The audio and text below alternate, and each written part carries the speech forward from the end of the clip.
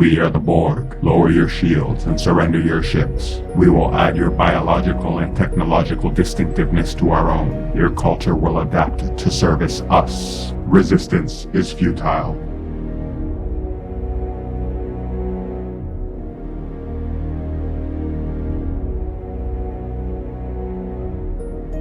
After years of rumors and classified reports, the United Federation of Planets finally began to comprehend the true extent of the Borg threat when Captain Jean-Luc Picard and the USS Enterprise D were visited by Q, a member of the Q species from the Q continuum, seemingly all-powerful beings who observed the universe and sometimes manipulated events as they deemed necessary.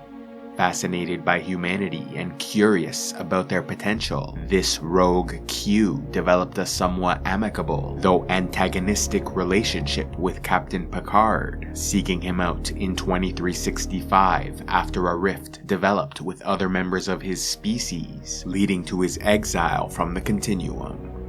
Hoping to spend some time amongst their crew, he offered his omnipotent services to Captain Picard, who rejected the proposal, believing the Federation should explore, learn, and develop at their own pace and in their own way, deciding that Picard needed a stark lesson in the dangers awaiting them. Q transported the Enterprise 7,000 light-years away, far outside Federation borders, and introduced them to a mysterious cube-shaped ship populated by members of the Borg species, describing them as relentless and merciless cybernetic beings with the power to destroy the Federation.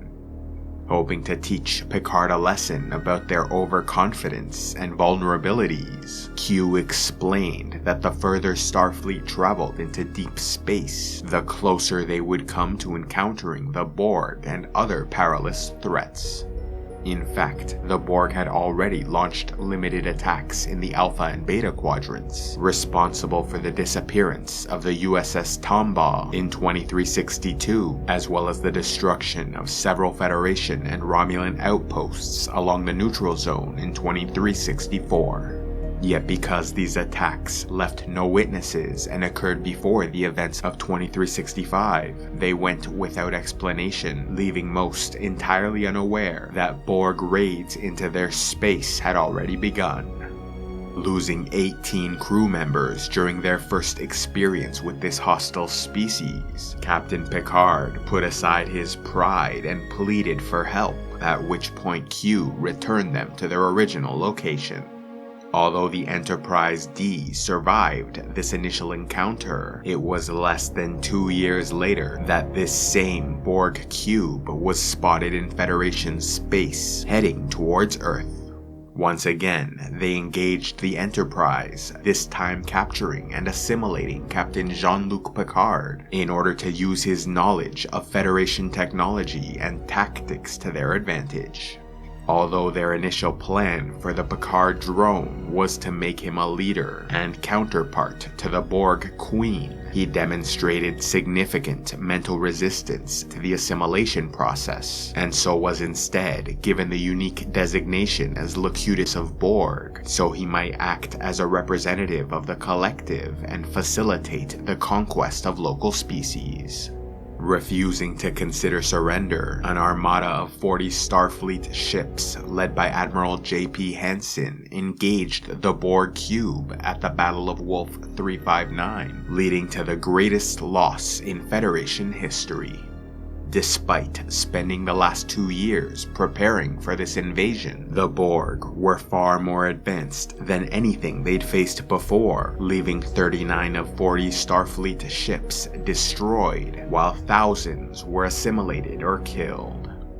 The cube, meanwhile, was practically undamaged and continued towards Earth.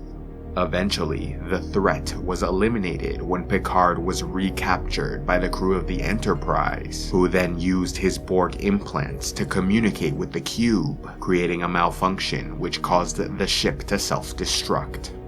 Although the physical changes to Captain Picard were quickly reversed, the memories remained and haunted him for many years to come. Though the Borg threat diminished for a time, the crew of the Enterprise saw an opportunity to strike back when they discovered an injured but still functional drone in 2368, hoping to place a virus within its systems before sending it back to the Collective. Yet their plans were derailed when the drone recovered from his injuries and learned he was no longer connected to the hive mind, causing his individuality to re-emerge. Taking the name Hugh, the drone started befriending members of the crew, eventually convincing Captain Picard they could not use him as a weapon of mass destruction.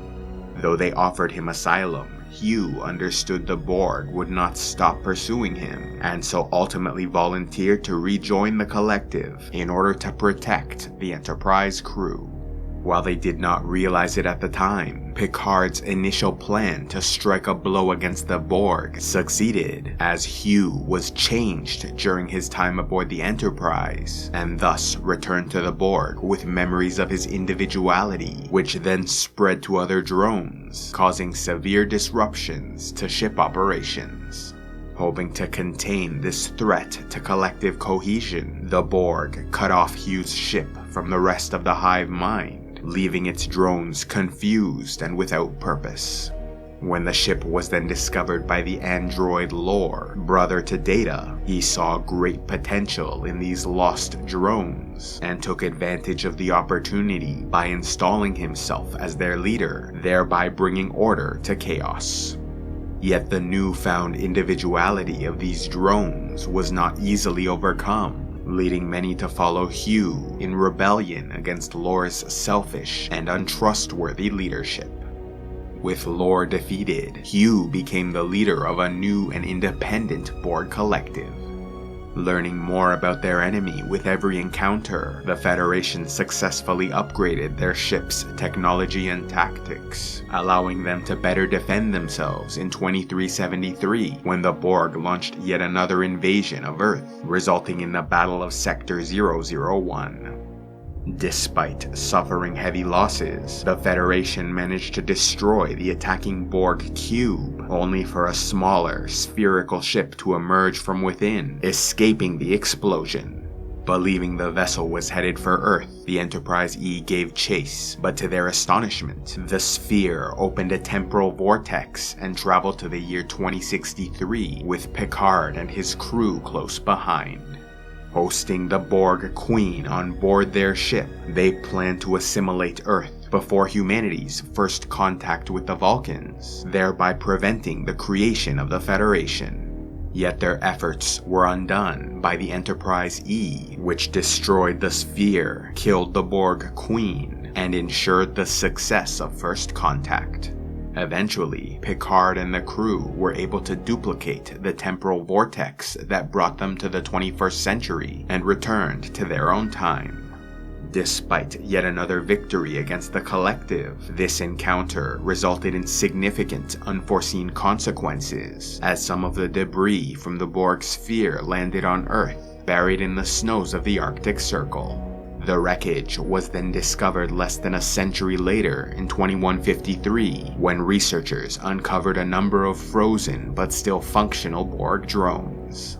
Unaware of the threat posed by these cybernetic beings, the Borg were removed from the ice, allowing them to eventually awaken, assimilate the research team, steal a ship, and launch into space.